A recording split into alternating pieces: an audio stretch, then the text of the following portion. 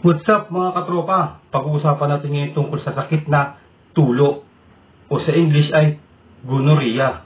Paano ba ito nakakahawa? Paano ba ito nakaka-apekto sa ating kalusugan?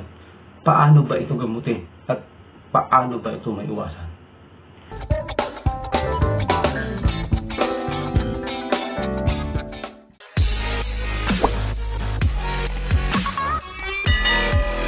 Nagkatulo ka na ba? Kasi ako katropa, nagkatulo na. Mamaya kukwento ko sa inyo kung paano ko nakuha at kung paano ko ito nalagpasan. Paano ba tayo mahahawaan ng sakit na ito? Dalawa lang yan. Sexual intercourse na walang condom o unprotected oral sex. Karaniwan ng tulo sa Pilipinas ay dumadami kada taon. Pataas ng pataas ang bilang ng sakit na ganito. Dahil kulang tayo sa pagtuturo ng sexual education. Nakikipagtalik ng walang kondom kasi nahihiya tayong bumili ng kondom. Pababa pa ng pababa ang edad ng mga taong nahahawaan ng sakit na ganito. Edad 15 to 24 years old ay meron ng tulo. Karaniwang mga sintomas ng tulo nito sa mga lalaki ay ang masakit pag umiihi, lumalabas sa ari ay kulay dilaw na o nana, sakit sa puson, at sakit sa bayag. Pwede ring mangyari ang sintomas ito sa puwet, lalong-lalo na yung taong nagpapagamit sa puwet. Yung mga sintomas naman ito ay discharge na mabaho, masakit ang butas ng puwet, minsan nagdudurugo pa ang puwet. Sa mga babae naman, hindi nakakaranas ng ganitong sintomas. Kahit may tulo sila, ito ay tinatawag na silent infection.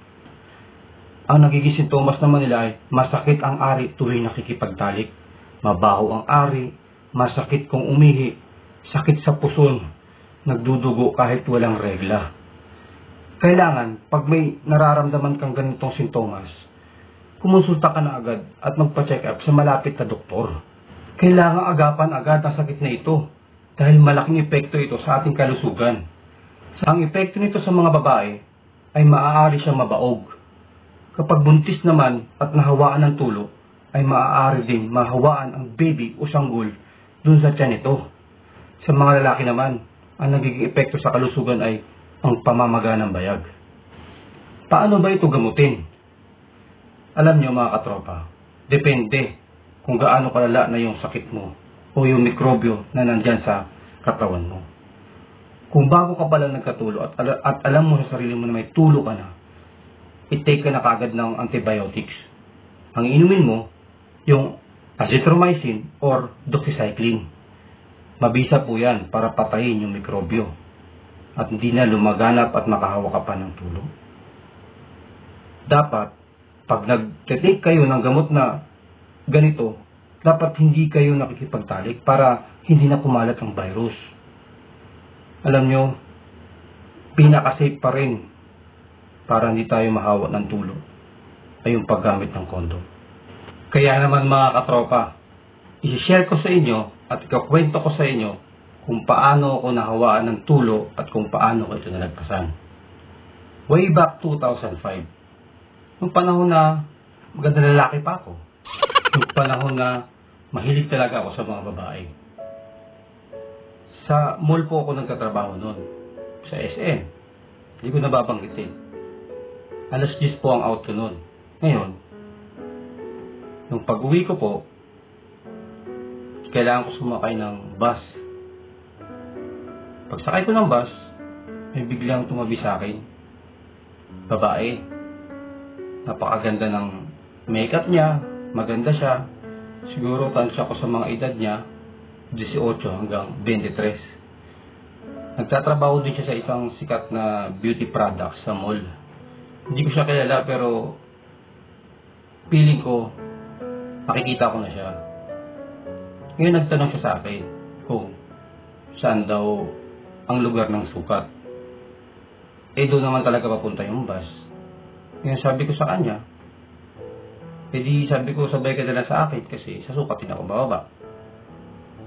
Ngayon sabi niya sige kasi naliligaw ako. Sabi ko bakit ayaw mo i-text o tawagan? Sabi niya, nawala daw yung cellphone niya, nahablot. Ayun, sa mga ganong paliwanag niya, naisip-isip ko, sabi ko, gumagawa lang ng kwento to.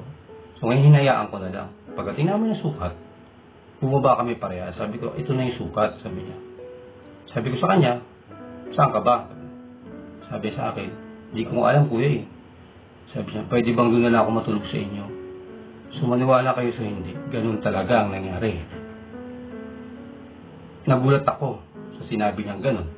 Ngayon, nung sabi ko, sige, okay lang ba sa'yo na matulog sa amin, hindi naman tayo magkakilala. Sabi, sige, papalipasan daw siya ng isang gabi.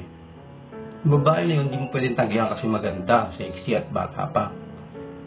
Eto na, dinala ko siya ngayon sa kamag-anak ko na mag-iisa lang sa bahay. So pumunta kami doon, nag-inom kami, ang bilis ng pangyayari. Pag-inom namin, may nangyari sa amin. Kinabukasan, umuwi siya, parang wala lang, wala nangyari. Pag-uwi ko ng bahay, natulog pa ako noon. Tapos, pagising ko, siyempre, gusto ko na umihi kasi kakagising ko lang. Pag-ihi ko, sumakit na yung puson ko at sumakit na yung pag-ihi ko. Nandun ko na nakita yung underwear ko nga na meron ng nana. So, yun na nga, nag-umpisa. At sa sobrang takot ko, hindi talaga ako nagpakonsulta sa doktor, nagtatanong ako sa mga tropa ko kung ano yung gamot. Ngayon, tinuruan nila ako kung ano-ano, Bactrim Forte, Triglo, kung ano-ano. Wala din talaga siya na gumaling. Isipin nyo, uminom pa ako ng buko na may sabon. So grabe, muntik na ako nagkamatay yun, grabe. Kumulok yung tiyan ko, ang sakit ng tiyan ko. So hindi pala effective yung ganun. Kaya nagpapasalamat ako sa ate ko, kapatid ko si Inday, na tumulong sa akin. Alam niyo ba, 2 months yung sakit ko na yun. Grabe. Lagi akong irritable. Lagi mainit ang ulo ko. Isang beses na pinabili ako ni ate ng gamot, amoxicillin yun. Tapos nakita ko, antibacterial. So ginawa ko, tinry kong inumin 2 beses, 2 magkasabay. Yung kinabukas sa pagising ko, ang ganda na ng ihi ko. Hanggang sa tinuloy-tuloy ko na, nawala na siya. Nagulat na ako, doon lang pala sa gamot na yon, mapapagaling niya ako. At sa tulong din ate ko, kasi ang ate ko, siya ay naglalaba minsan ng brief ko. Nahiya nga ako, pero salamat at di talaga ako pinabayaan ng ate ko. So sana mga katropa, karoon kayo ng aral. Huwag kayong basta-basta papatol kung sino-sino lang. Di nyo kilala. Sana may nakuha kayong tip at aral sa mga sinabi ko. So yun nga po, sa mga tulo dyan, mag-ingat kayo. Maraming salamat.